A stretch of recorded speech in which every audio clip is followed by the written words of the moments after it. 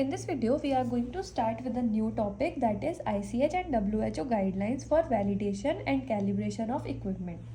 So in previous videos, we have already discussed in detail that what is validation, what is calibration, what is validation master plan, what is calibration master plan, etc. Okay, now एक बार हम देख लेते हैं दोनों की definition short में. And in this video we will continue only with the WHO guidelines, and in next video we will be starting with the ICH guidelines. Okay, now validation is the action of proving and documenting that any process, procedure or method actually and consistently leads to expected result. कि validation एक process है या फिर एक we can say एक action है, एक documentation है दैट प्रूव्स कि we are following a procedure and this procedure will ultimately leads to the result, lead to the certain pre-decide aim. Okay, now calibration is a set of operation that establish under specified condition the relationship between values indicated by an instrument or system for measuring, controlling, recording values represented by the material measure and corresponding known values of reference standard. Okay, now what are the WHO guidelines? सबसे पहले WHO is the World Health Organization.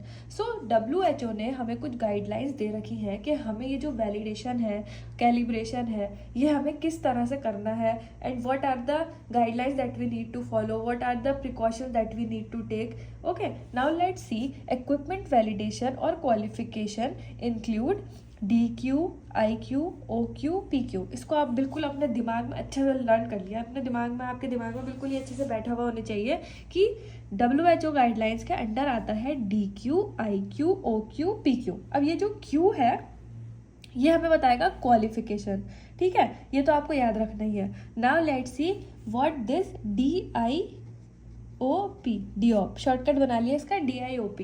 D means design, I means installation, O means operation and P for performance.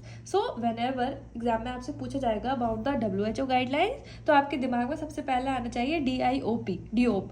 Okay, design, installation, operation and the performance qualification. Now let's begin with the design qualification. It defines functional and operational specification of the instrument and details for the conscious decisions in the selection of supplier.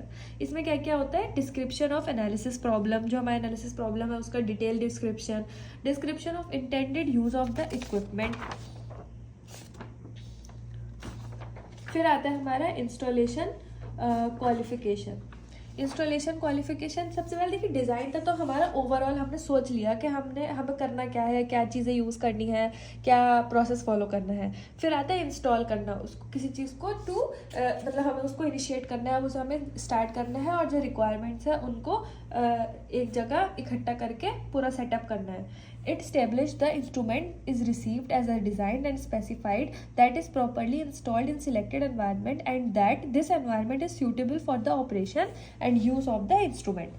Support groups में we have plant engineering group and the equipment management group.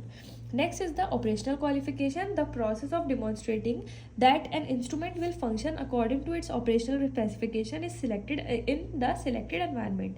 ठीक है, कि जो हमारा process होने वाला है, जो हम इसको ऑपरेट करने वाले हैं, जो अभी हमने इक्विपमेंट इंस्टॉल करें उन्हें हम एक पर्टिकुलर वे में ही ऑपरेशन प्रोसीजर के अंडर में ही फॉलो करने वाले हैं. इसमें आता है हमारा application of the standard operating procedures, utilization list, process description, test instrument utilized for conduction of the test, test instrument calibration, critical parameters, the test function list, test function summaries. Next we have performance qualification, the process of demonstrating that an instrument consistently perform according to a specification appropriate for its routine use.